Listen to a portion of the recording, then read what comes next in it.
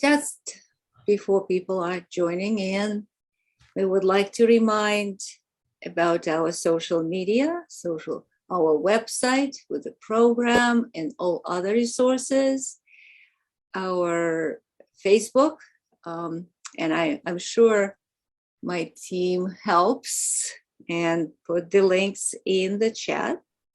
And also we had very nice posts of our colleagues and participants and attendees on the Twitter to promote the program, our conference, and also to share their experience during this conference.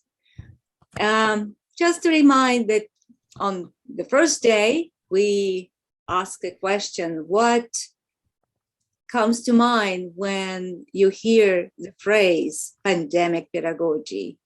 And what united us all in these two big words, that we all went virtual and everybody was connected and everybody have that resilience to the challenges, resilience to adversities we had. So adversities we had during this time, challenging times. And on day 2, we asked the questions: what lessons you learned throughout these pandemic, COVID-19 pandemic? And we got interesting answers that were really reflected in all the presentations throughout. For today, we wanted you to go to the same link and share what you will leave behind. So if you go to slide 3, so what will you leave behind? And what will you do moving forward? And what you will take with you moving forward. Yes. What will you take with you moving forward? So there are 2 slides. And so, you click on using sticky note and type in your response. And yes, I see people are joining in. Wonderful. Just quick thoughts. And you can go right to slide 4 and say, what will you take with you in the future? We cannot say normal. We don't have normalcy. It's still hanging over our heads, this pandemic. Can someone add the link maybe? Maybe Yeah. Not everyone has it. Yeah. Thank you. There is a link. Oh, good. Yay. Now, as you are doing this, I'd like to just share with you. Yesterday, I read off all of the countries from people who had registered for the conference. But today, what I'd like to share with you are the numbers and the countries that we had speakers from. We had speakers from Canada, from Costa Rica, from Greece, from Great Britain, from India, Italy, Russia, Sweden, and the USA. When we think about this conference as being international, that says it all. And people had the opportunity to engage with each other, and they will continue to have, as we have speakers from all over the country again today.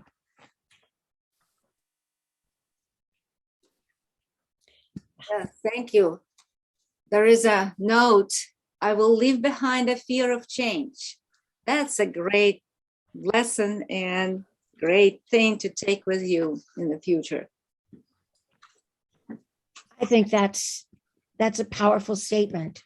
Absolutely. And it ties back to the concept of resilience. Yeah. But whoever wrote that, you have demonstrated that you are resilient. Fantastic. There's still notes coming up, I guess. Let's see. Oops.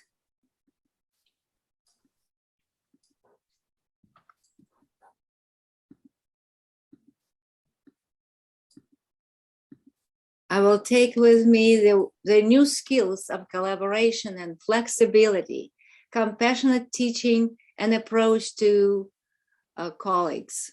Wonderful. Wonderful. All right, so you have the link, you can leave your notes, and it will go into the history of this conference. Fantastic. Right. So, One of the ways that we think this conference will be successful is if you make connections with other people during the conference. While you're here today, meet one more person that you can continue a relationship with. Think about ways that you can collaborate, perhaps over this year, and maybe we can share it next year when we do the conference. Believe it or not, we've had requests to run the conference again next year. So think about when there are people in your session and people are speaking about the things that they are interested in and thinking about the talents that they share. How can you join with them to do a project that might enhance an educational experience where you are? Keep that in mind as you move from session to session today. And use the chat, interact in the chat with each other, make contacts, exchange contacts, and use your Twitter handle or your email address. Just so these are first round sessions. Our first keynote speaker is Dr. Ramesh Sharma. And our presenters during the first session, I hope Yulia Ovchinnikova is here, Maria Miraglia, Megan Jackson, and Lindsay Beyer. So this is the first round of session. All right, so and now without further ado, we introduce Dr. Ramesh Sharma. Good morning, and thank you for joining us for day 3 of our conference. I'm Courtney Ostrander, and I'm the co-membership chair and graduate advisor of the Sigma Tau chapter of KDP. Before we begin, I'd like to remind everyone to please keep their microphones muted until the Q&A portion of the session. At that time, a sign-in sheet will also be sent out in the chat, so please be sure to sign in, especially if you need points for KDP or CTLE credit. And with that being said, it is my pleasure to introduce our keynote speaker for today, Dr. Ramesh Sharma, who is joining us from India. Okay, thank you so much, and greetings, good morning. Mostly, I think for all of you, it is good morning. It is night time in India now, New Delhi. And I think let me just introduce my very good friend on my request. He has joined this session, and as just now it was announced that we should look forward for collaborations. So my very good friend, Dr. Dursun Akslan from Turkey, he is teaching at Haran University in Turkey. He is also with us in this session now. Hello, Dursun. And you all will be happy that beginning tomorrow, that is 15th and 16th of November, we are having our 3rd international conference on virtual reality. So we both are the conference chairs. This will be the 3rd instance of it. It started in 2019. Last year it was the 2nd conference. And you all are welcome. Maybe Dr. Dursun can paste the YouTube link for the conference in the chat box here. You are very welcome to join us for this conference. And next year also, we invite you to submit your proposal and make a presentation. The theme will remain the same: the virtual reality, augmented reality, extended reality, mixed realities, etc. All those common fields which are there for that. So, since this our today's session, it is focused basically on pandemic pedagogy. So I would like to share our experiences, and basically our reflection is based on a study which we conducted.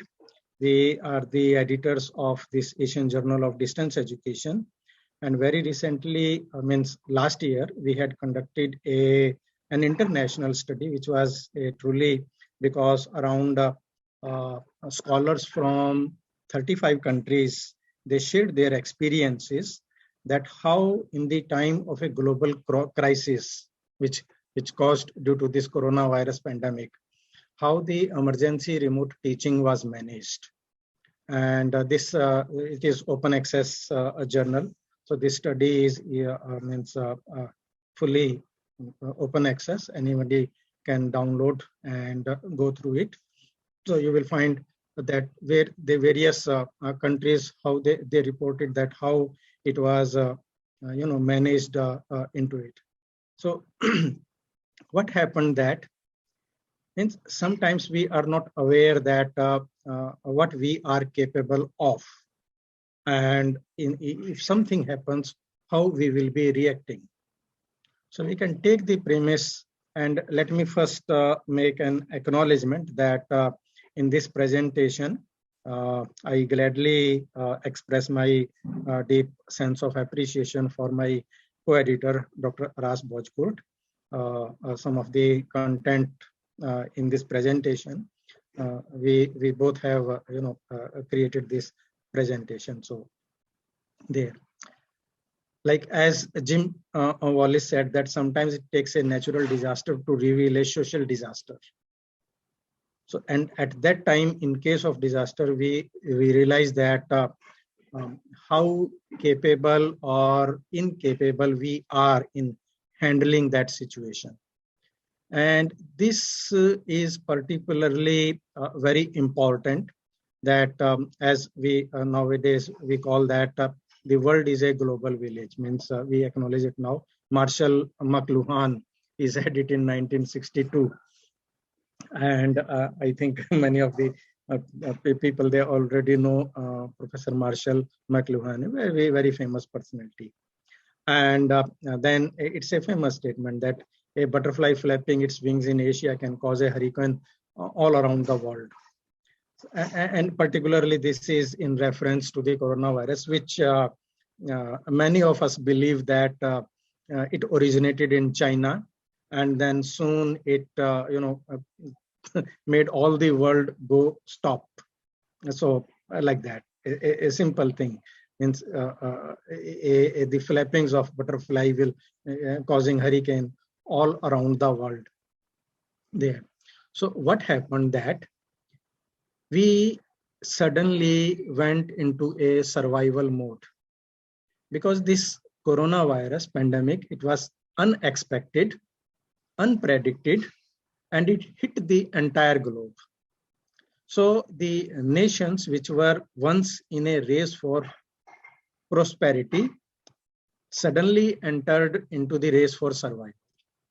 And it caused a rupture in the most glorious days of human history, because it called our attention to our incompetencies.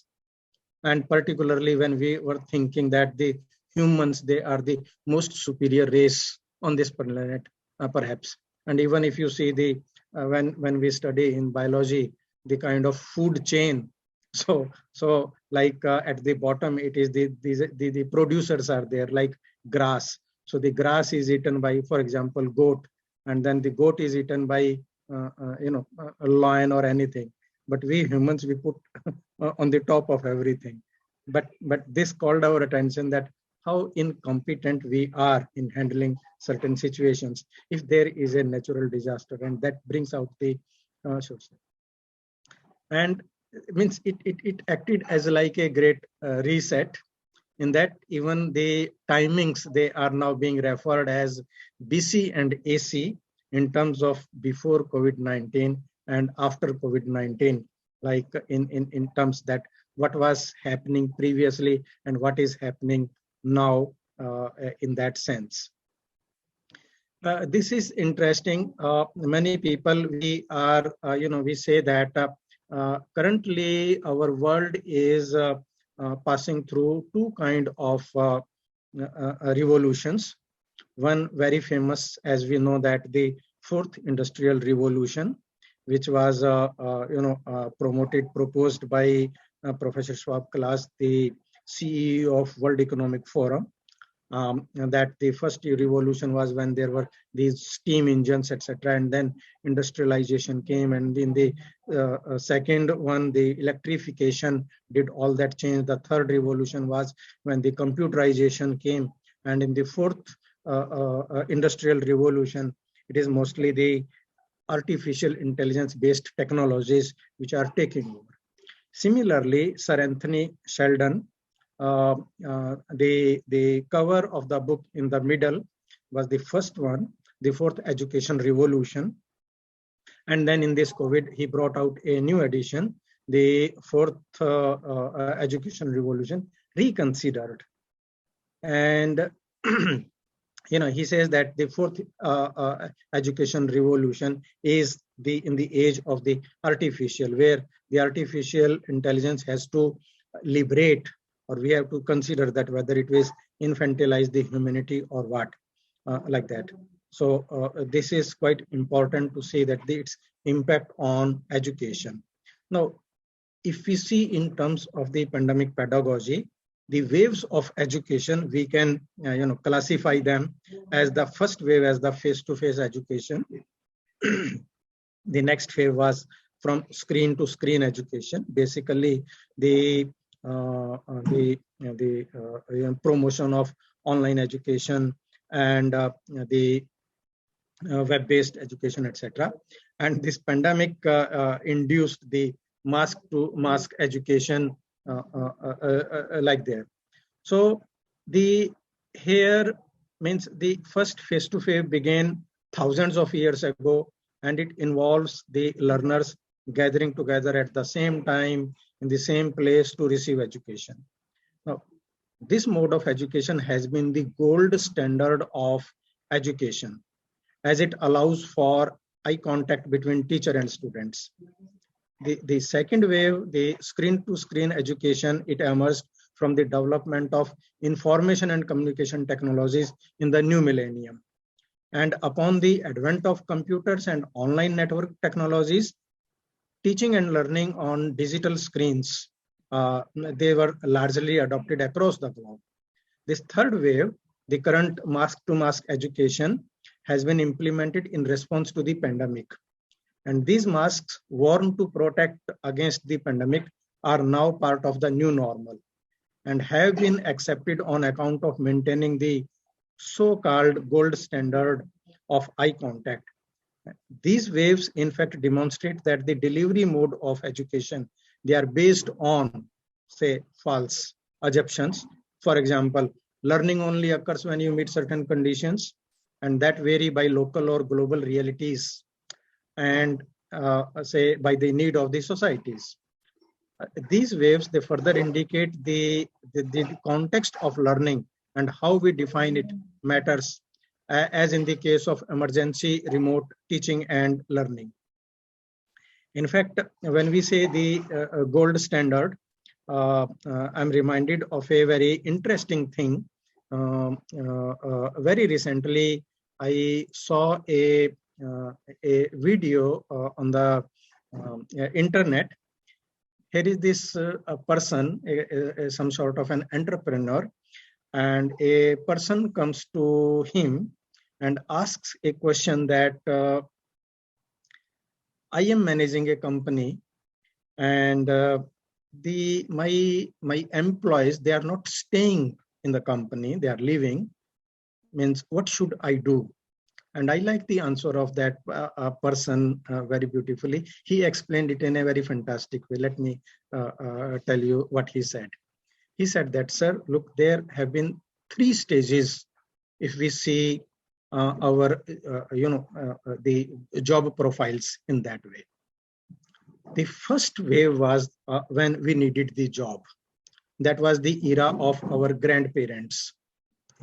And during that time, the people, they were in the need of a job to such an extent that even if the boss is abusive, even if the boss beats them up, they will not leave the job because they wanted that security with them. So they stay with the job, even if the conditions are unpleasant, but they will continue with that because they wanted that in a way as a survival mode. But then came the second stage, say like our stage or our parents' stage in that. By that time, what happened that our focus shifted from a kind of certain kind of a job security to a kind of now standard of living, because that pressure had been removed now, looking for jobs. So in the second stage now, the people, they are now able to change the job, decide about the job and do something. And now what is happening in the currently, when we say that it is generation X or something, and the current, where the people within 2-3 years of their career, they may change 4-5 jobs, means so frequently, so fast. Why? Because now the standard of living has been established, because that has been taken care, say, by us or our parents. Now this younger generation, what it is looking for, instead of standard of life, now they're looking for quality of life. And if your company is not taking care of that factor, because the money is not a problem now for this generation, they know that how to earn, and means there are so many things. Even the salaries have increased, so that factor has been subsided by other things. You need to take care of that, and I like that very much. And certainly, I think it has certain implications for us in the education field as well, because now you have Siri, you have Alexa, you have so many things, and you may be knowing about the latest product of Google, the Lambda, which is the most advanced kind of conversation agent. And Mr. Sundar Pichai, he made a very beautiful demonstration of that. It is available on Google, LAMDA, Lambda, that if you make that, and it is asking about the Pluto and the paper aeroplane, like that, how it explains. So it reminds me of a very, in India, we have Times of India newspaper.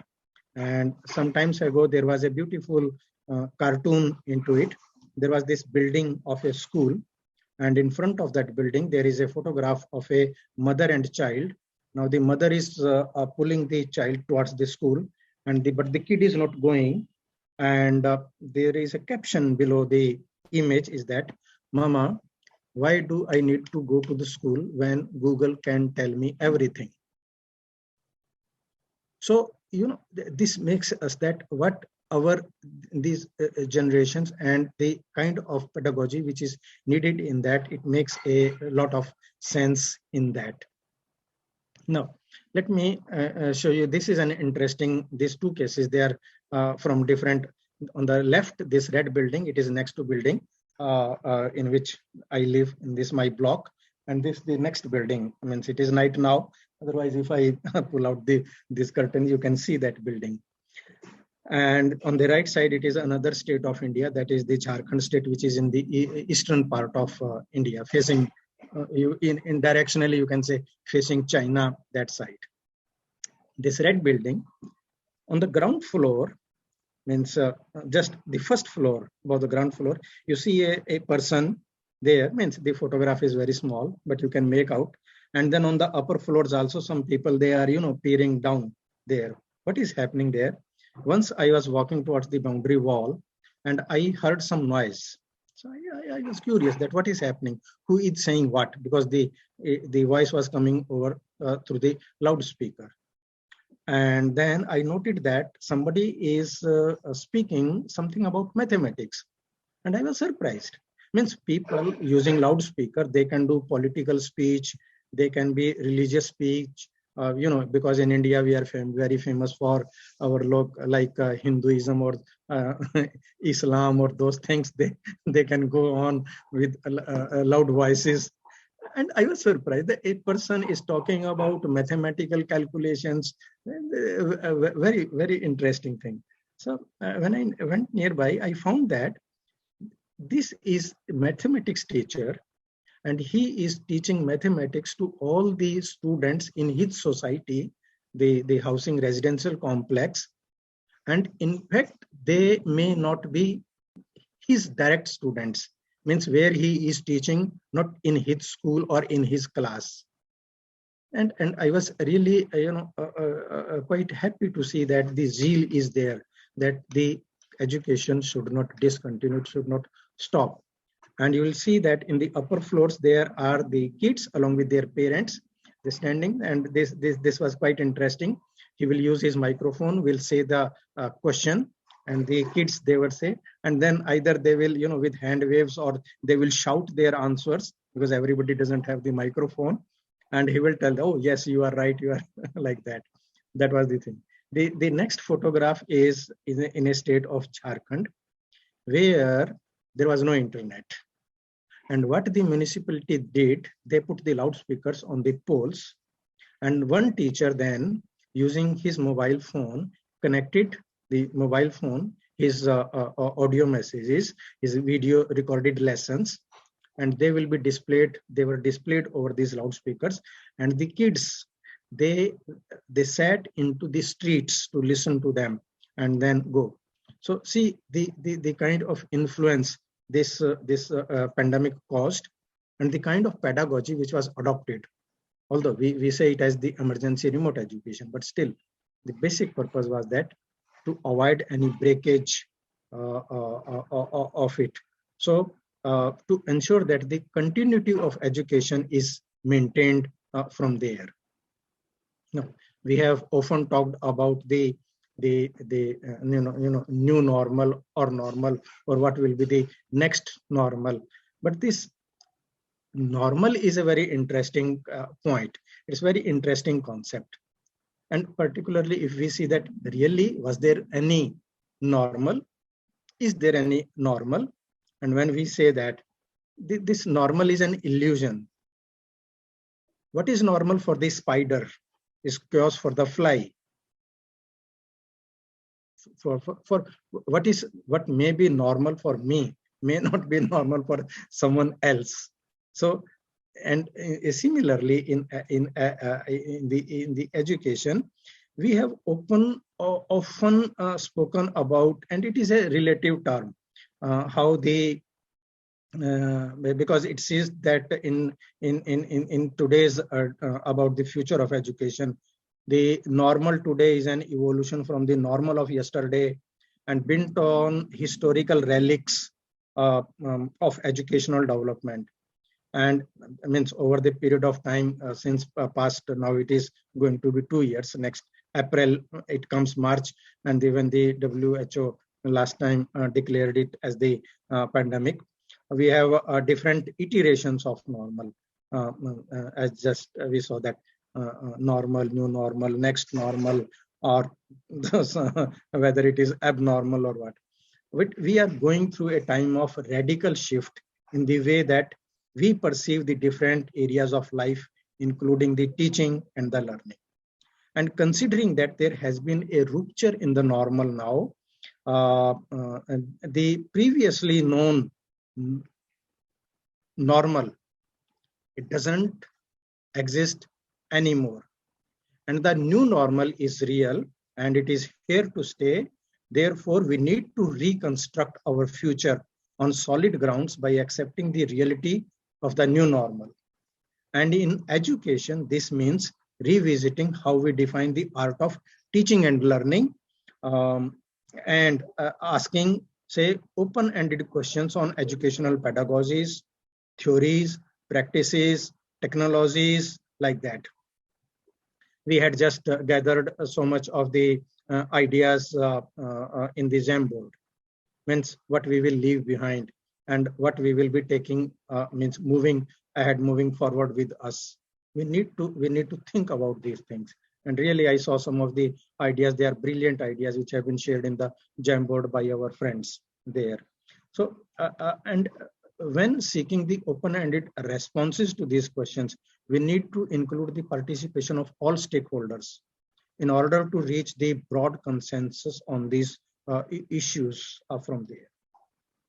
As we know that the interruption of education has been very huge.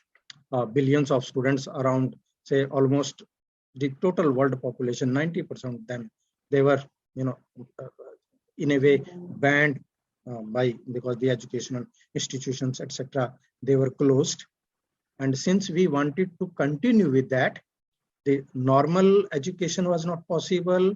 And so what we did, and we call it as the emergency remote education, because although the methodology adopted was distance education, but it is not distance education, because distance education is a philosophy.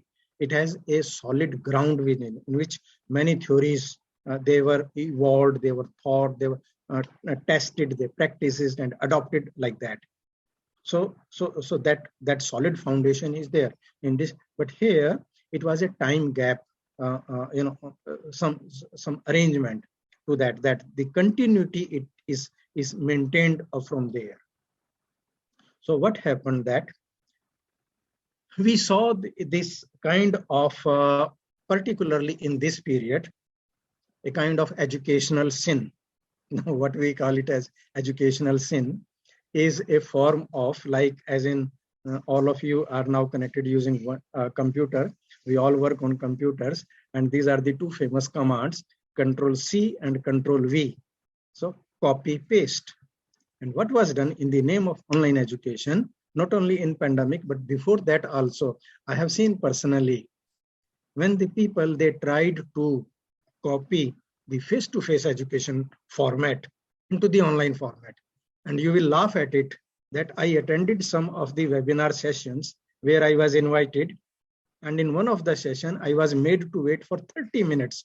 Why? Because the chief guest was yet to come. And in online session, I was highly angry, and I told the organizers that I'm logging off. When your person comes, then you call me on phone, and then I will log in. Why? Because it is like the normal in face-to-face, which happens. Then the first the person will speak, then the chief guest will speak, then some other will speak, and like that, those things. And in education also, they try to replicate that. We call it. It doesn't suit that way, because every mode has its own pedagogy, its own format, its own template, which needs to be there. And that's why many of these systems, they failed. A poor kind of copy. And as Herman said, that it is better to fail in originality than to succeed in imitation. Because we need to identify that who are the actors and who are the performers. We don't need actors. We need performers. Will really do something for that. In this pandemic times, we also found the high rate of digital burnout and digital fatigue. And perhaps you all may be aware that particularly the eyesight, the ophthalmologists, they are really highly busy because the screen time has increased. And particularly for students, those who don't have, they are that fortunate that they have a desktop computer or laptop with them with a bigger screen. And when they have to attend their classes on using their mobile phone, and you can imagine their plight, that how the things they are being managed. And particularly the kind of, means if it is dark and the radiation means the glare, continuously watching. And there have been, I know there are certain schools in which 8 o'clock in the morning till afternoon time, first one teacher, 1 hour session, next teacher, another hour, next teacher, like that. No time for the kid, a younger child, to have some rest or take something. Completely like it is, they are sitting in the real classroom. The things they were managed in that, like that. And these are the repercussions, that there were certain changes in the bodily natural rhythms, the sleep patterns, the kind of fatigue, the kind of stress. From those things they were reported, they came out so much. Now I want to I want to take all of you to a very beautiful place on earth, and then I will explain it certain interesting thing with you. So this is the world map, and here is this beautiful city in the middle of North America and South America. This is called as Honduras. Certainly beautiful country, but there is a certain I won't say it as a curse, but there is a difficult thing in this. This region is very famous for heavy rains, means storms and those kind of natural disasters. So what happened, that this is a river, it is called as Choluteca River in that country. And every time whenever heavy rains come, the floods will come, and there will be difficulty with the population, people who are living this side of river, going to the other side of the river. So what happened, the government, they asked a Japanese firm to make a bridge over this river. So the contract was given. I think it was somewhere around 1998. You can make a Google search on Choluteca River. This has a very interesting implications for educational systems. So the Japanese, they built a bridge over the river connecting both sides of roads. But what happened at that, they built the bridge, and after I think same year or next year, again there was heavy floods in that region. It washed away the road from on the both of the sides of the river, and even the river changed its course. Initially, this bridge was built on the river, and you can see the bridge is still there. Let us appreciate the good engineering of Japanese. Nothing happened to the bridge, but there is no sign of road anywhere.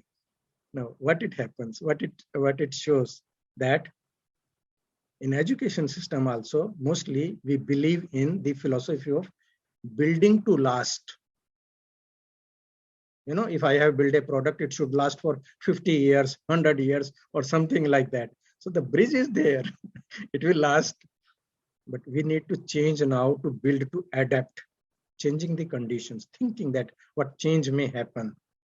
And accordingly, like we say that I think in animal kingdom, perhaps it is the cockroach only which has survived everything. It can be found everywhere, and it has not changed its form. It has adapted itself to the changing things, and that's why it has survived. Many other animals, they came and gone something. Cockroach is surviving. So like that, build to adapt there. So what is this educational ecology? It says to us, means using these experiences, what we have gained in this pandemic, and the things which we have learned, unlearned and relearned, we now need to reimagine, re-engineer and reconstruct education. And it is clear that we have to leave aside the notion that education is a process where teacher merely transmits information and learners receive it. Simply defined an educational ecology, for example, it may be online, on-site, offline, physical or virtual, any kind there, and it involves, say, knowing means the subjects or the learners, knowing the known. And what is known means the objects or the learning content, and the interaction means the actual transaction of learning process. Now, while there are always unknown variables in an equation, in the case of educational ecologies, the known variables will always be knowing, known, and interactions.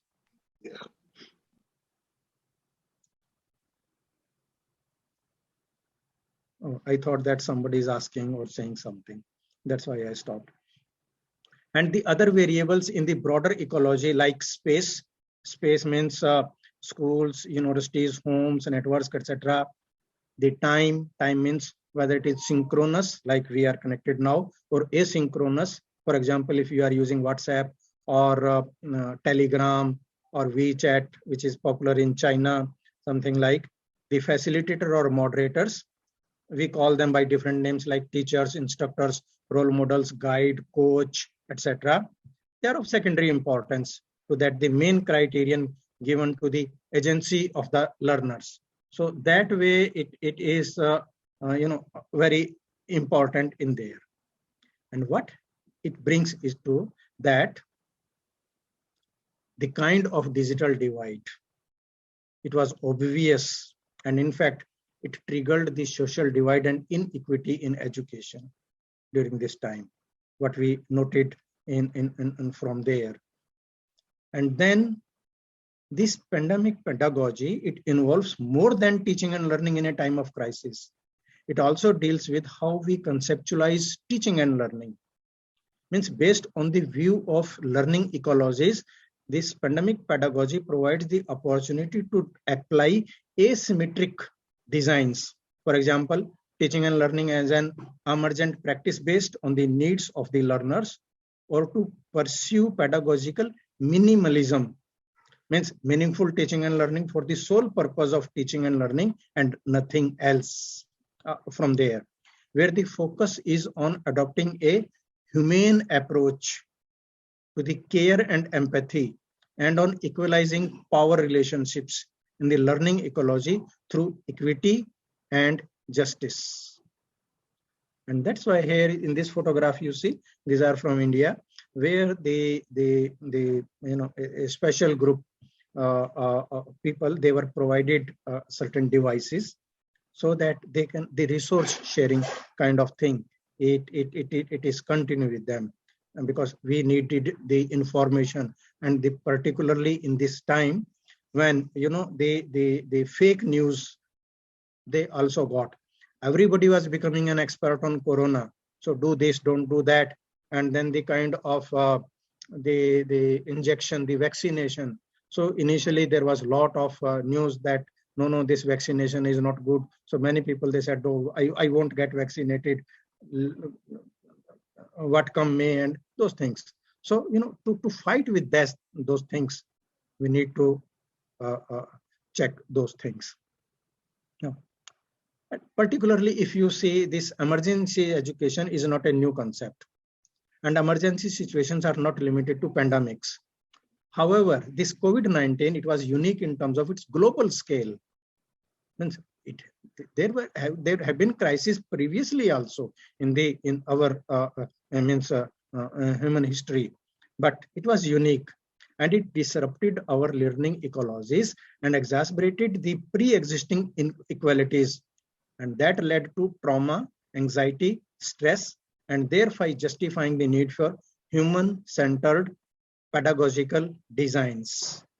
There is a need for inclusive designs to remove the contextual barriers and further stress the importance of creating an environment where the learners are listened to and cared for.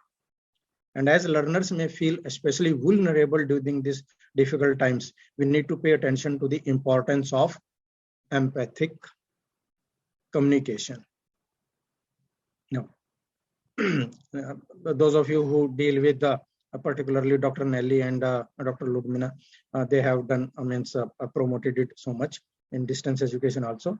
This is the famous theory of transactional distance, which was popularized by Dr. Michael Moore from Pennsylvania University. He was the professor there, and his American Journal of Distance Education has been one of the most popular journals of distance education.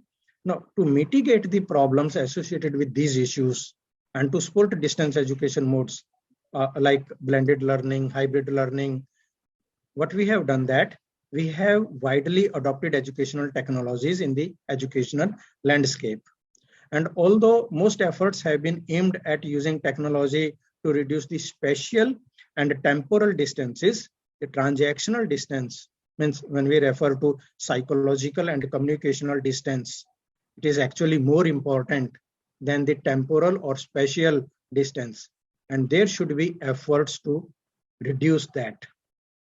And similarly, if we see from the perspective of care-oriented, human-oriented pandemic pedagogy, our efforts should focus on affective aspects of teaching and learning in ecologies of learning or affective pedagogy. It is equally important as transactional distance. In addition to this psychological and communicational distance, our learning ecologies, they should be informed by care and empathy, because these ensure the effective the proximity, and the learners, they would recognize the extent, the meaningful learning experiences, not only those, but the social, the self-actualization as learner is the subject. It is therefore crucial for us to ask, how do we define distance and what does proximity means to us? And this is the time when we need to pay attention to the intellectual renaissance. And we can argue that the old normal is problematic because we are not happy with our educational systems, because it perceives learners as objects rather than as subjects.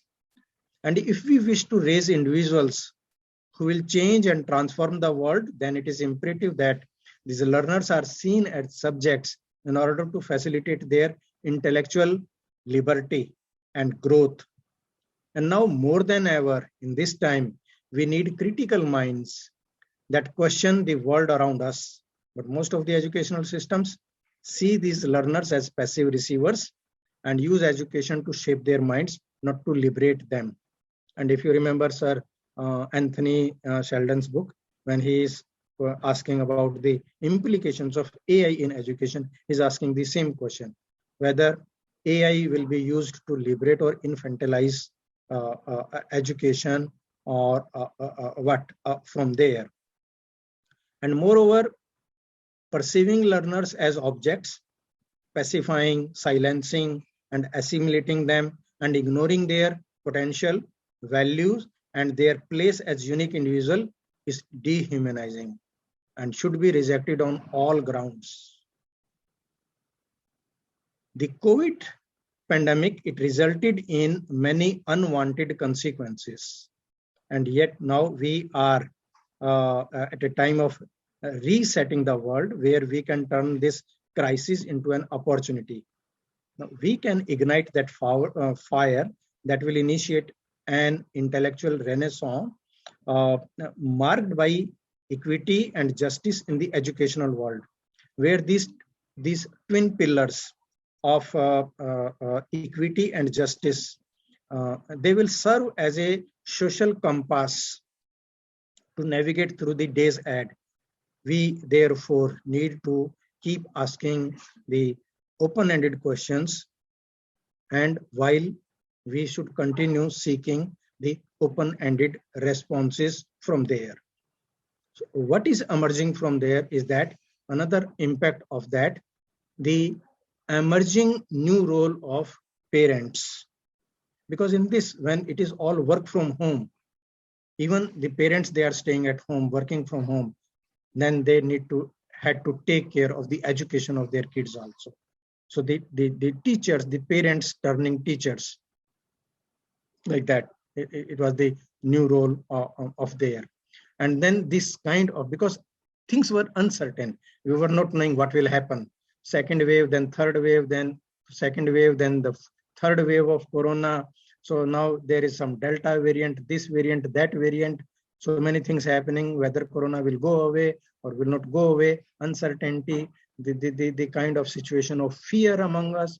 And then, I mean, I don't know why we call it as the social distancing. I believe in saying it as the physical distancing, means staying away, not too much near to each other. But then that it created a certain kind of a physical or social loneliness. in the communities, and it has its own impact into there. So here, the care is the basic need for everyone. Everybody needs that on physiological, on psychological, on physical front.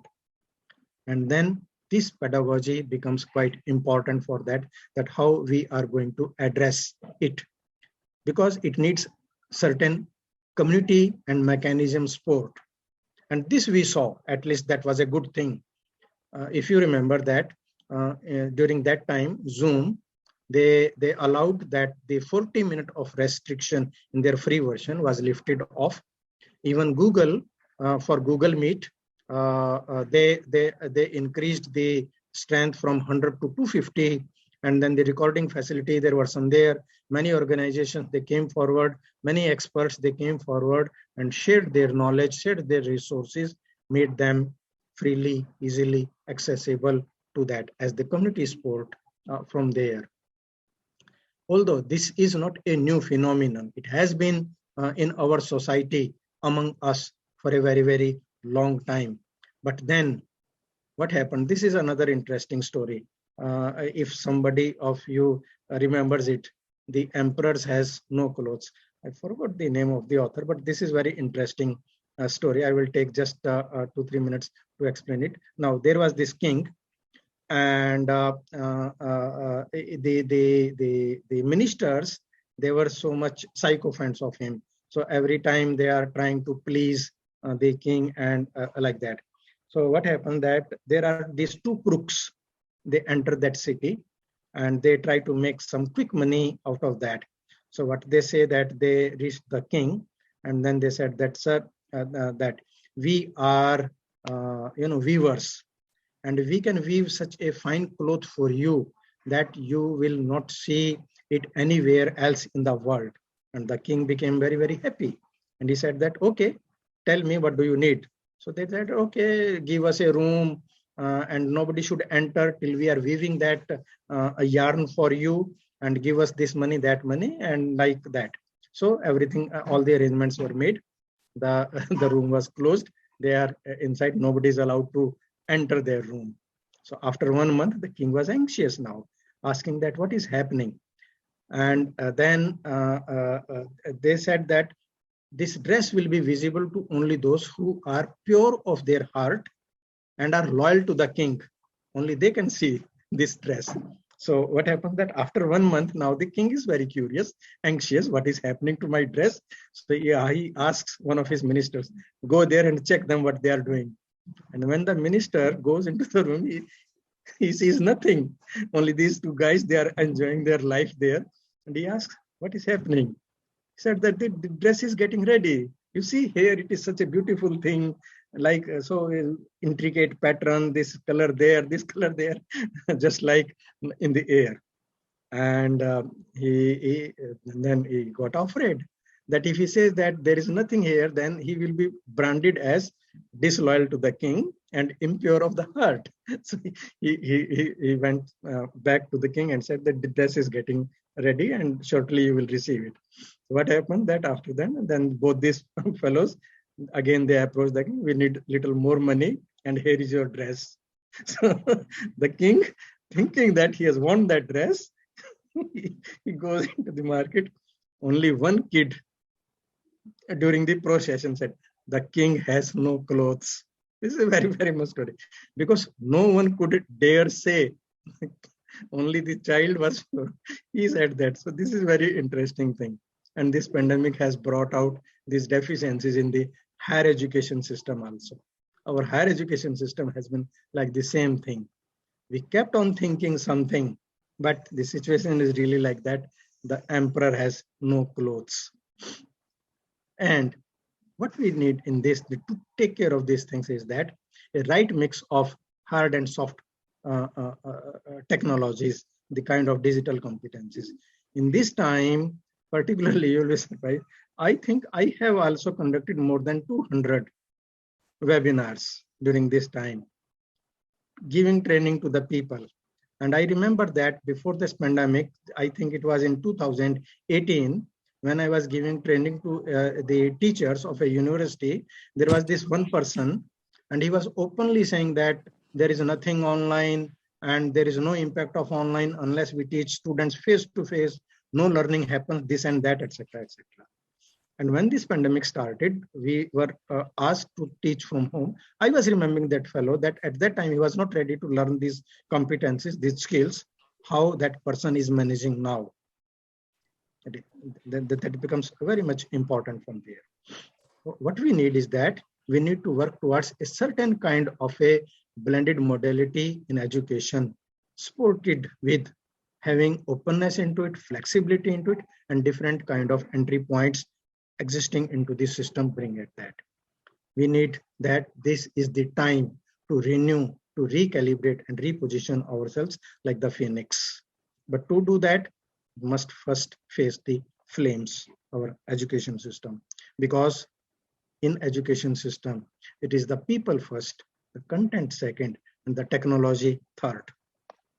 From there, and here the situation is this, that as you read it, Judge Xiao says that our teaching and learning is primarily about human beings, for human beings, by human beings, not by machines. It is for the human beings, by the human beings, we go it there.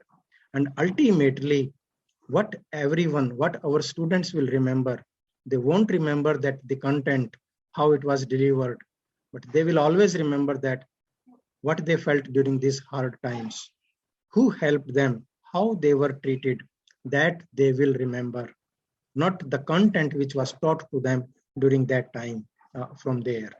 So, as I close this presentation, here, there are those things which have been exposed now. They were already there, but now it exposed them to a big thing. So ultimately, it is in the kingdom of education that the context is king. We consider it that content is the queen and quality is the crown. The care and empathy are the kingdom itself. With this kingdom, we need to take care and plan about the context, the content, and the quality as such, because from there. So thank you so much. I'm stopping my screen. Thank you. Okay, Thank you. over to you, Ludmila. Thank you very much. You brought tears to my eyes because there is so much what we think about. Speaking about humanizing education, speaking about human-centered, care-centered, oriented teaching and learning. It was that really things and ideas to move forward. Dr. Taylor, you wanted to? Yes, I do. I feel exactly the same. The emotional content of your presentation was extraordinary. It is what we will remember. As an aside, I want to say that I've been doing research on poverty and how poverty and trauma impact learning. We can't look at trauma now as isolated pockets. Every one of our kids has been exposed to trauma. Every one of us has been exposed to trauma. So this issue of being kind and empathetic has got to carry over into every single thing we do in education at every single level. So I am grateful for your presentation and for that reminder that we need to care for ourselves, but we need to care for everybody else, that empathy is what is going to change the world, nothing else. Thank you.